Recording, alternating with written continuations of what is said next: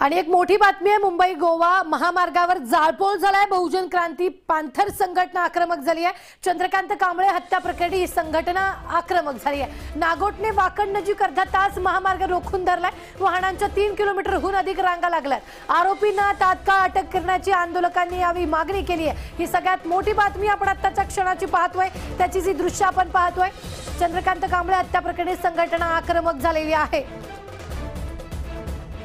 नागोठणे वाकड नजीक हा महामार्ग रोखण्यात आला। वाहनांच्या 3 किलोमीटरहून अधिक रांगा या ठिकाणी लागलेल्या होत्या।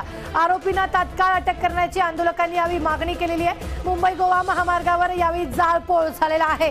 बहुजन क्रांती पॅंथर संघटना आक्रमक झाल्याचं पाहायला मिळतंय। या संदर्भात ताजे अपडेट देत आहेत आपले प्रतिनिधी धम्मशील सावंत। धम्मशील, नेमकं काय घडलेलं होतं, किती वेळ हे आंदोलन चाललं, काय त्यांची मागणी?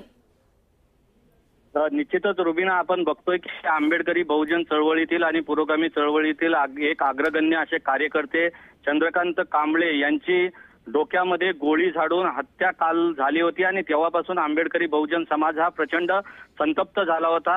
मृतदेह देखील ताब्यात घेणार नाही आणि आता जर आपण बघाल तर मुंबई गोवा महामार्गाजवळ बहुजन क्रांती पॅंथर संघटनेचे कार्यकर्ते जे आहेत, महाराष्ट्र प्रदेश अध्यक्ष राहुल सोळंके यांच्यासह असंख्य कार्यकर्ते आक्रमक झाले आणि त्यांनी त्या ठिकाणी वाकण नागोठणे नजीक जाळपोळ मोठ्या प्रमाणावर केलेली आहे आणि त्यामुळं त्या ठिकाणी मोठ्या प्रमाणावर वाहतूक कोंडी झाली होती। वाहनांच्या 3 ते 4 किलोमीटर अशा रांगा लागलेल्या आहेत। तात्काळ नागोठणे पोलिसांनी त्या ठिकाणी हस्तक्षेप करून त्या कार्यकर्त्यांना ताब्यात घेतले, परंतु अद्यापही रायगड पोलिसांनी तत्काळ चंद्रकांत कांबळे यांच्या खून प्रकरणामध्ये जे आरोपी आहेत तत्काळ अटक करावी आणि त्यांना कठोरात कठोर शिक्षा करावी अशी मागणी यावेळी केली जाते। रुबीना, धन्यवाद धम्मशील ताजे अपडेट देण्यासाठी। आम्ही वेळोवेळी तुमच्याकडून या संदर्भातले ताजे अपडेट घेत राहणार आहोत।